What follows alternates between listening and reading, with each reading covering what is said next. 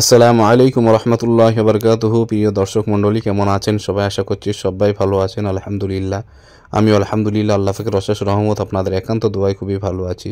So বন্ধুরা, আজকে আমরা ফুরফুরা দরবার শরীফের উদ্দেশ্যে রওনা দিয়েছি। আপনারা থাম্বনেল দেখে বুঝতেই পেরেছেন।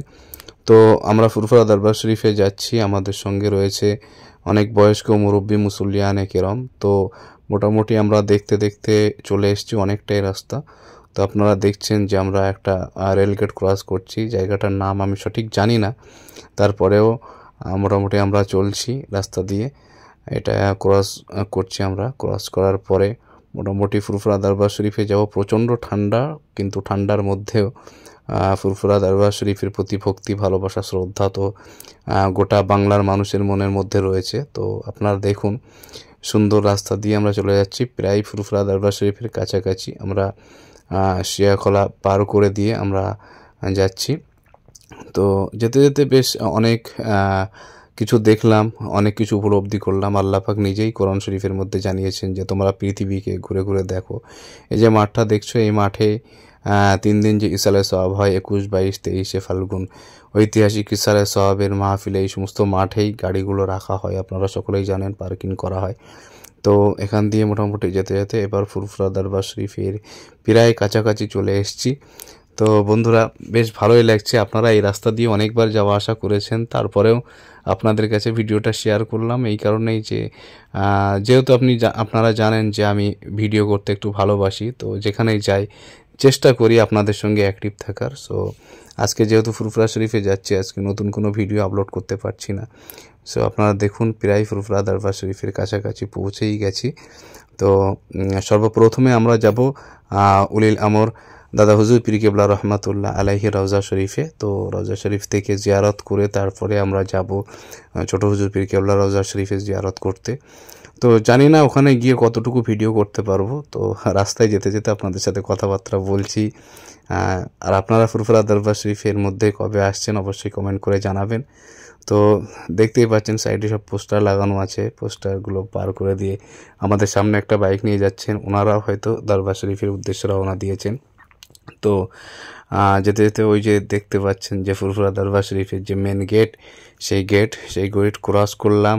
ক্রস করার পরেই আপনারা জানেন, যারা মুজাদ্দেদ জামানকে ভক্তি, ভালোবাসা, শ্রদ্ধার নজরে দেখেন, তারা এটা দেখার পরে মনের মধ্যে একটা আলাদা উদ্বিগ্ন সৃষ্টি হয়, একটা আনন্দ বা একটা নিজেদের মনের উদ্দীপনা একটা সৃষ্টি হয়। তো আমারও সেরকম হচ্ছিল। তো দরবার শরীফের রাস্তায় প্রায় কাছাকাছি চলে এসেছি।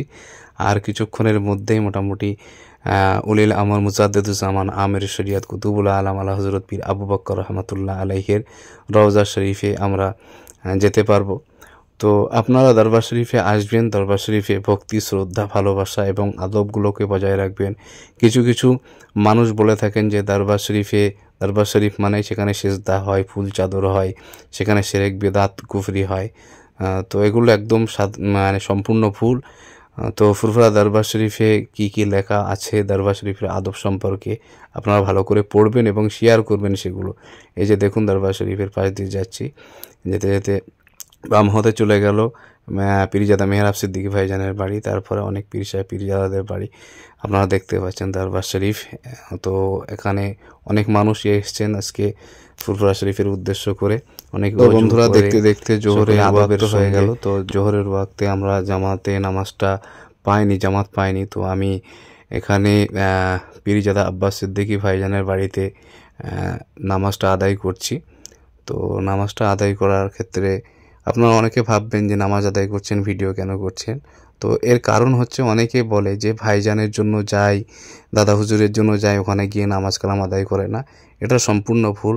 নামাজ কালাম সবাই আদায় করে, ঠিক আছে। কিন্তু ঘটনা হচ্ছে, যারা নামাজের প্রতি যাদের ভক্তি, ভালোবাসা, শ্রদ্ধা নেই, তারা তো নামাজ বাড়িতে থাকলেও পড়বে না, আর কোনো দরবারে গেলেও তারা নামাজ আদায় করার অতটা মানে নামাজটাকে ফাঁকি দেওয়ার চিন্তা ভাবনা করবে। তো আমরা এখান থেকে যাব নলেজ সিটির ময়দানে।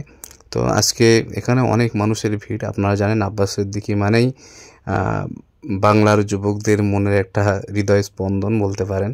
তো এখানে আসলাম। তো এটা নিজেকে অনেকটা খুব ভালো মনে করছি, ধন্য মনে করছি যে দরবার শরীফে এসে আব্বাস সিদ্দিকী ভাইজান এখানে নামাজটা আদায় করলাম। তো তারপরেই আমি চলে যাব যে নওশাদ সিদ্দিকী ভাইজানের যে গাড়িটার উপরে আঘাত হয়েছিল, আপনারা দেখেছেন এই গাড়িটা। তো এই গাড়ি সম্পর্কে নতুন করে বলার কিছুই নেই, আপনারা দেখতে পাচ্ছেন সামনে MLA লেখা রয়েছে। তো আমি ঘুরে ঘুরে এখানে দেখছি অনেক ভাইয়েরা এসেছিলেন যারা আমার ভিডিও দেখেন, তো তাদের সাথেও কিছু সেলফি তুলেছিলাম, ফটো তুলেছিলাম। তো সেই ফটোগুলো আমি আপনাদের কাছে শেয়ার করব। তো আপনারা দেখতে থাকুন। অনেকেই দেখছেন, আমাকে চিনতে পারছেন, অনেকেই মানে অনেক ভালোবাসা দিচ্ছেন, খুব ভালোই লাগছে। তো এটা হলো, তারপরে আমরা মোটামুটি সারাদিন ভালোভাবে কাটলো। তো এবার ফেরার পথে রওনা দিলাম। তো মাগরিবের নামাজটা আমরা আদায় করেছিলাম নলেজ সিটির ময়দানে, ঠিক আছে। তো ওখানে তো ভিডিওটা করা সম্ভব ছিল না, আর অন্ধকার ছিল, যথেষ্ট অন্ধকার ছিল। আর জানেন একটা জমিনের উপরে নামাজ আদায় করলাম। তো এবার আমরা ফিরছি, ফিরতে ফিরতে কোনো একটা জায়গায় হয়তো আমরা একটু চা খাবো। তো চা খাওয়ার পরে তারপরে মোটামুটি বাড়ির দিকে রওনা দেবো। তো সকলে সুস্থ থাকবেন, ভালো থাকবেন। আপনারা দরবার শরীফে কবে আসছেন, দরবার শরীফের আপনাদের মনের মধ্যে উদ্বিগ্ন এবং ভালোবাসা কতটুকু রয়েছে অবশ্যই কমেন্ট করে জানাবেন। সো সকলে ভালো থাকবেন, সুস্থ থাকবেন। চ্যানেল নতুন হলে অবশ্যই সাবস্ক্রাইব করবেন, পাশে থাকবেন। আর সকলে আমার জন্য দোয়া করবেন, যেমনভাবে দরবার শরীফে আসতে পারছি তেমনভাবে যেন নবী পাক সাল্লাল্লাহু আলাইহি ওয়াসাল্লামের রওজার কিনারায় গিয়ে সালাম জানাতে পারি। আমিও আপনাদের জন্য দোয়া করি আল্লাহ পাক প্রত্যেকটা মোমেন মুসলমানকে যেন আল্লাহ পাক হজ কবুল করেন। এতটুকু দোয়া রেখে আজকের ভিডিও এখানে শেষ করছি। সকলে ভালো থাকবেন, সুস্থ থাকবেন।